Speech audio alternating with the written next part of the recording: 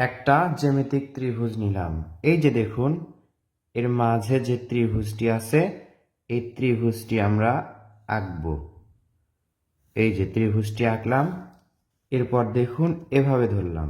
এই যে এখানে ধরে আরো একটা ত্রিভুজ আঁকব। বাচ্চারা ত্রিভুজ, চতুর্ভুজ, বৃত্ত এগুলো দিয়ে দৃশ্য আঁকা বেশি পছন্দ করে। এই পাশে দেখুন আরো একটা ত্রিভুজ আঁকবো আমরা। এই যে এরপর এই ত্রিভুজ থেকে তিনটি ঘর আঁকি।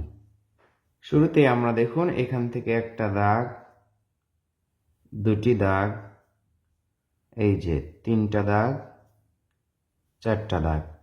এখন কি করব, এই দাগগুলো এই যে সোজাভাবে এই বাঁ পাশের দাগের সাথে মিলে দিব।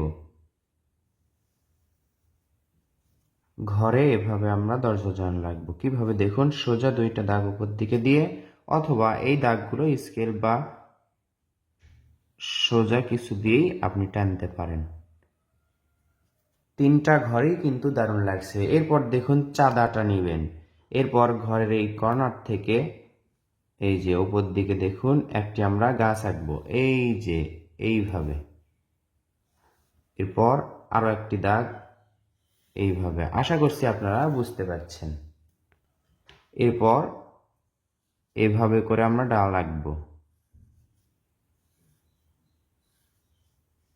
এই যে খুবই সহজ একটা নিয়মে আপনাদেরকে শেখাচ্ছি।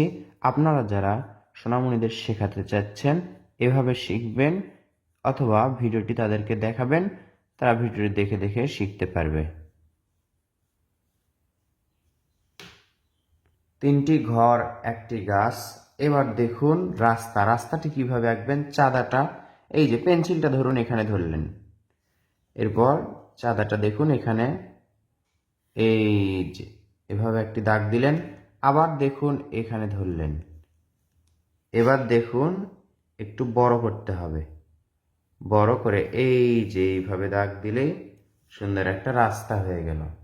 এবার দেখুন চাঁদাটি আবার ধরুন এর মাঝে এই যে এভাবে আরো একটি দাগ দিলেন।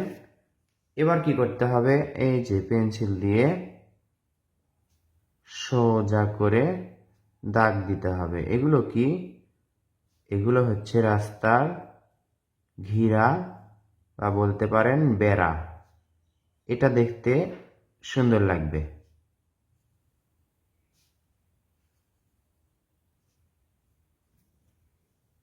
পেন্সিল দিয়ে যদি এইভাবে এদিকে হালকা দাগ দিতে পারেন, তাহলে এটা সুন্দর দেখাবে। এবার বড় স্কেল নিয়ে এই যে এভাবে ধরবেন। এখানে একটা দাগ হবে, এই যে এর মাঝে আর কোনো দাগ নেই। এখান থেকে সোজা এই বর্ডারের সাথে মিলে দিতে হবে। এবার আমরা দূরের গাছপালা আঁকবো।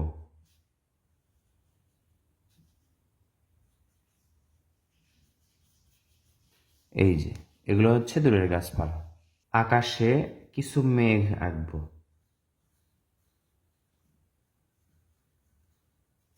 এক খণ্ড সাদা মেঘ এবং আরেক খণ্ড সাদা মেঘ। এই যে একটি সূর্য, সূর্যতে সূর্যরশ্মি। এবার এখান থেকে এই যে কিছু গাছপালা, এই যে এখানে কিছু পাতার মতো আঁকছি আমরা। আশা করছি এই দৃশ্য বা সিনারিটি আপনার প্রিয় সোনামণিকে শেখালে দারুণ হবে। তারা খুব সহজভাবে শিখতে পারবে এবং নিজে নিজে আঁকতে পারবে। ভিডিওটি ভালো লাগলে লাইক করুন এবং কমেন্ট করে আপনার মতামত জানিয়ে দিন।